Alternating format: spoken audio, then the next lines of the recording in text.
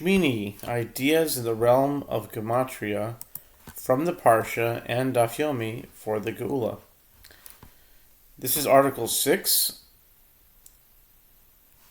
This week in Daf Yomi we moved into the third parak, the third chapter of Bava Metzia, which is called Hamafkid, which means one who deposits, which talks about depositing items with others and the various responsibilities of the watcher, but also deals with subjects of theft and negligence of individuals. On Daf 37a, which is Fridays, or Yom Shishi, the Daf of Friday's Daf, there is a Mishnah that states as follows. If one said to two people, I robbed one of you of $100, but I do not know from which of you I took the money. Or if one said to two people, the father of one of you deposited 100 dinars with me, but I do not know the father of which of you he is, then he gives 100 dinars to this person and 100 dinars to that person. This is because there is no way to determine which of them is entitled to the money, and he admitted his obligation at his own initiative. Another case is in the case of two people who deposited money with one person, and this one deposited 100 dinars and that one deposited 200 dinars, and when they come to collect their deposit, this one says my deposit was 200 and that one says my deposit was 200 dinars. The Bailey gives 100 dinars to this one and 100 dinars to that one, and the rest of the money, meaning the contested 100 dinars, will be placed in a safe place until Elijah comes and prophetically determines the truth. Rabbi Yossi said, if so, why did the swindler lose? He lost nothing by claiming the 100 dinars that belongs to another, and he has no incentive to admit to the truth. Rather, the entire deposit will be placed in a safe place until Elijah comes. So in this case, the swindler will lose out, as his fraud will cause him to lose even the $100 that he deposited. Perhaps he will be discouraged from making a fraudulent claim.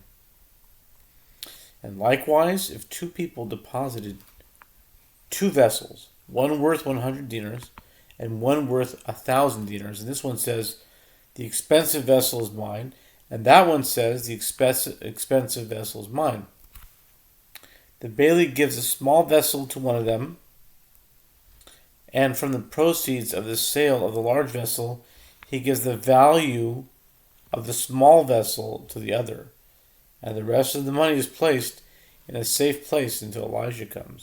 Rabbi Yossi said, if so, what did the swindler lose? Rather, the entire deposit, both vessels, are placed in a safe place until Elijah comes, or until one of them admits his deceit. If we look at the structure and the themes of this Mishnah, we will notice a certain pattern. We will notice that the number 2 is a recurring theme, and until Eliyahu comes is a recurring idea.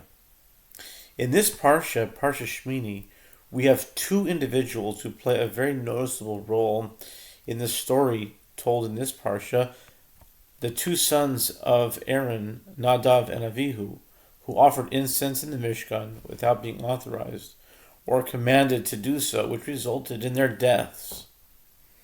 It has been mentioned by various commentators, more on the mystical or Kabbalistic side, that the neshamas of Nadav and Avihu have some sort of soul connection to Pinchas, since he was not a Kohen, and him becoming a Kohen after his heroic feat with Zimri and Cosby was linked in some way to the souls of Nadav and Avihu. Throughout Chazal, it is said, the famous saying, Pinchas zu Eliyahu, that Pinchas is in some way Elijah the prophet, whether physically or spiritually, literally or figuratively. The connection to our Mishnah is the word Shnaim, as the Mishnah started out with the words Shnaim, or Amar lo Shnaim, or Shnaim Shevkidu Eitzel Echad. The connection is the word Shnaim, which of course means two, which is the prominent theme of our Mishnah, and the two sons of Aaron spoken in our Parshah, and the words until Elijah comes mentioned in the Mishnah. In the realm of Gematria, the connection is the number 400. For the word Shnaim has a numerical value of exactly 400. And the famous expression describing Elijah the prophet, which is Eliyahu Hanavi Zachor Latov. Those four words equal exactly, it means Elijah the prophet remembered for the good, has a numerical value of exactly 400.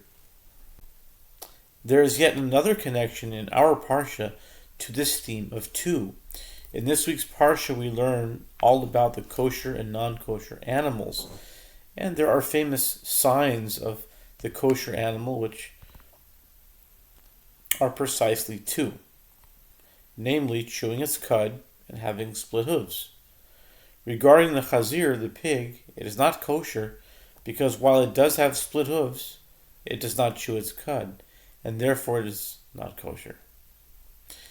It does not have 2 out of 2.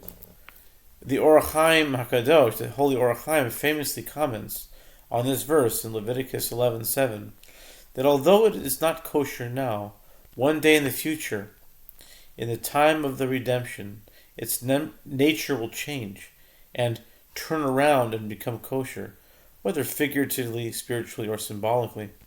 The word chazir itself implies this. The word chazir itself implies this, for chazir is like the word lachzor, meaning to turn around. The greater idea being that which was considered unkosher will be realized to be kosher. Another fascinating Gematria connection are the words Simanei HaChazir, signs of the Chazir. Meaning the two signs of the Chazir, one is split hooves, but the other one is not. So the words Simanei HaChazir have a numerical value of exactly 400, which matches Shnaim, the number we had earlier, taking us full circle to the words Eliyahu Hanavi Zachor Latov, which has the Gematria, of course, of 400. May he appear soon and in our days with the coming of Mashiach. Have a great Shabbos.